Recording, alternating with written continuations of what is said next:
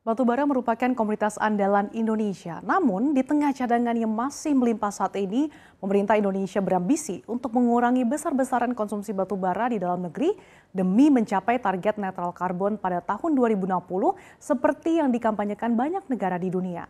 Namun, rencana untuk meninggalkan batubara ini perlu diperhatikan kembali termasuk dampak yang menyertainya.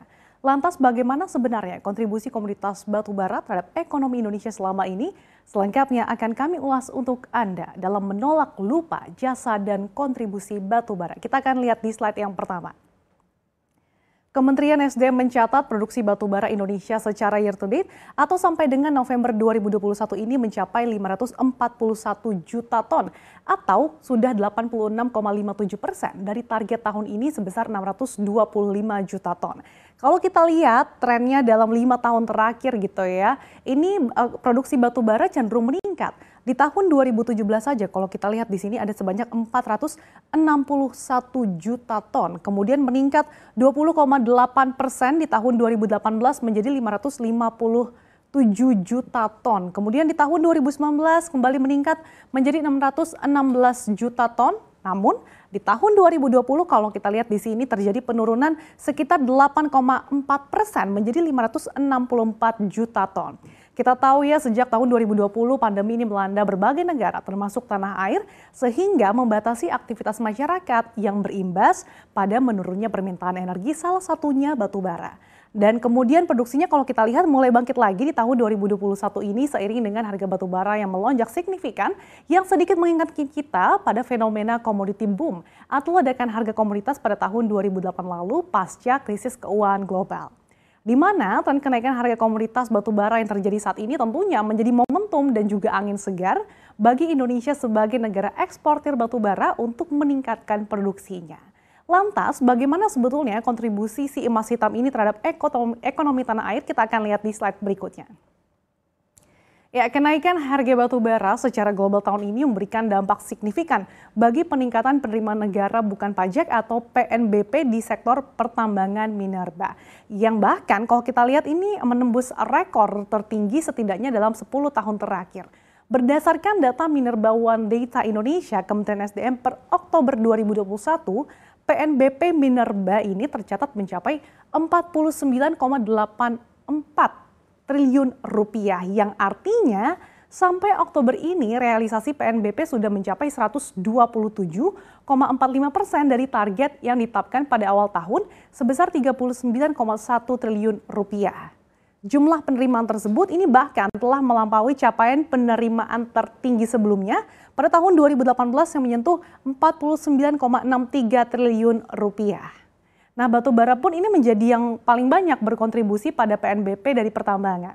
Adapun merujuk data Kementerian SDM, kontribusi batubara mencapai 80 hingga 85% dari total penerimaan minerba. Nah, besarnya penerimaan ini juga bergantung pada jumlah batubara yang diproduksi oleh produsen. Semakin besar produksinya, maka semakin besar pula sumbangannya kepada negara. Nah, batubara ini kan merupakan komoditas andalan dan juga primadona Indonesia saat ini.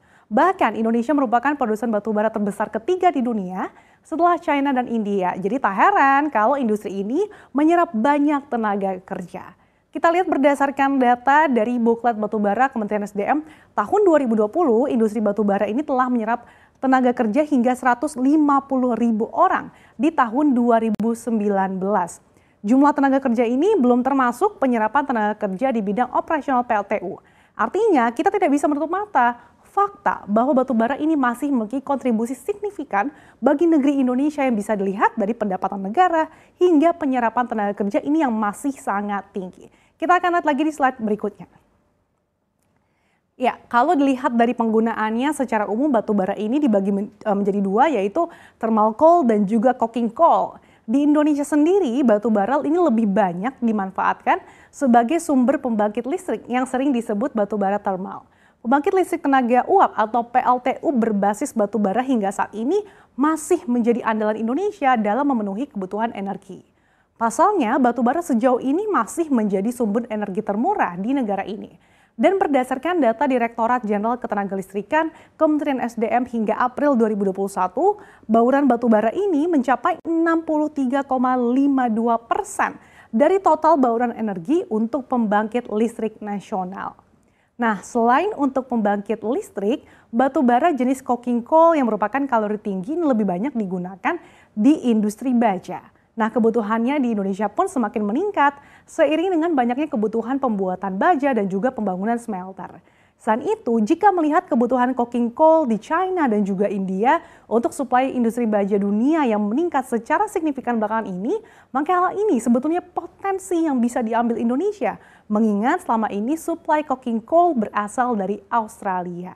Kita akan lihat lagi di slide berikutnya. Ya, dalam beberapa waktu terakhir, tekanan pada industri batubara semakin kuat ya, apalagi pasca sejumlah negara memperkukuh nih komitmennya untuk mencapai netral karbon di tahun 2060. Nah, di tengah berbagai tantangan ini, industri batubara yang selama ini dianggap sebagai salah satu penyumbang emisi karbon tertinggi harus melakukan transformasi. Karena jika PLTU dihentikan, artinya serapan batubara dalam negeri akan turun.